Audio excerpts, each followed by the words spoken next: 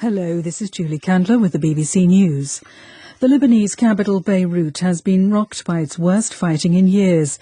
Shooting began as supporters of the Shia group Hezbollah gathered to protest against the investigation into last year's devastating port explosion. They say they were targeted by snipers from a rival Christian faction. 5 people were killed as gun battles raged for several hours. The Lebanese army brought in armoured vehicles to contain the situation. Karine Torby is in Beirut. At the moment on the ground, it is a calm situation, but it's a very fragile and cautious calm. There haven't been any gunshots heard for like 2 hours now, but the people, the residents of the areas are under real shock, and we have seen a massive movement of residents fleeing their homes and moving to other areas in fear of a new escalation or of clashes resuming. Police in Norway have named the suspect they're holding over the murder of 5 people shot with arrows. He's Espen Andersen Bråten, a 37-year-old Dane living in Kongsberg where the attacks took place. Police say they're treating the incident as terrorism. The suspect will be assessed by a psychiatrist. Ola Brederup Savrut is with the Kongsberg police. There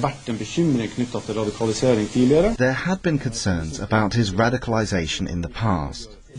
We can't at the moment go into the details of what those concerns were. However, we have and continue to follow up on the information and tips that come in. We can also confirm the suspect converted to Islam. A Chinese man has been sentenced to death for murdering his former wife, an internet star, while she was live streaming.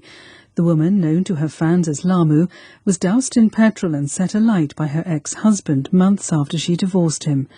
Her death led to outrage over domestic violence, an underreported issue in China. A student-led protest movement in Eswatini, Africa's last absolute monarchy, has been reinforced by transport workers. They've been demonstrating in the main cities, as Pumsa Filani reports. Transport workers in Eswatini are calling for an end to police brutality after a bus driver was reportedly shot dead and another injured during what was initially a wage protest in the small town of Malkan on Wednesday. They are refusing to work and have joined students and civil society in several low-key protests over free education and the release of imprisoned pro-democracy activists. Some roads leading to the capital, Mbabane, have been closed and there is heavy police presence. King Mswati III is accused of dictatorship and using security forces to intimidate detractors. World News from the BBC. 46 people are now known to have died in a fire in a rundown building in southern Taiwan. Residents were trapped inside their flats on the upper floors of the 13-story block in the city of Kaohsiung. Many of the people who lived in the building were old or had disabilities. A court in Paris has given the French government until the end of next year to make up for lost ground in meeting its commitments to reduce greenhouse gas emissions. The administrative tribunal in Paris said the government had overshot its legally binding carbon budget by 15 million tonnes in the 3 years up to 2018. The court said it wasn't up to the judges to prescribe remedies. The Ghanaian Navy says it's foiled an attack by pirates on a fishing vessel in the Gulf of Guinea. The Navy says it has doubled its patrols to deal with the growing threat to ships in the area. Thomas Nardi reports from Accra.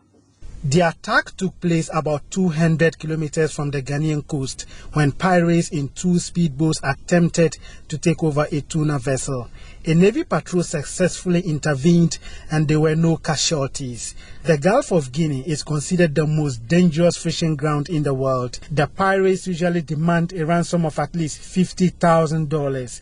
West African countries have now joined forces in the hope of showing the pirates in the area that the days of easy money on the high seas are coming to an end.